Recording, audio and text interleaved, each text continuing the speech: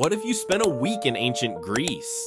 Day 1. You arrive in Athens wearing your Nike sneakers. Kind of funny, since Nike is literally their goddess of victory. You try to buy something with euros. No luck. Those won't exist for a couple thousand years. Instead, someone hands you a chunk of bread and a handful of olives. Congratulations, that's your new diet. Day 2. Nature calls. You discover the bathroom situation. It's a communal toilet. A long marble bench with holes. No stalls, no privacy. Just you, a dozen strangers, and a shared stick with a sponge on it. Suddenly holding it in feels like a great idea. Day 3. You sit in on a philosophical debate. Socrates asks you, what is the meaning of justice? You shrug and say, I don't know, man. He spends the next 4 hours explaining exactly why that answer is wrong. By the end, your brain feels like it ran a marathon. Day 4. The Olympics are happening. You get excited until you realize every athlete competes completely naked. Now the whole olive oil obsession starts to make more sense. Day 5. You try to impress someone by quoting Plato. They stare at you blankly. Of course they do. Plato is still alive.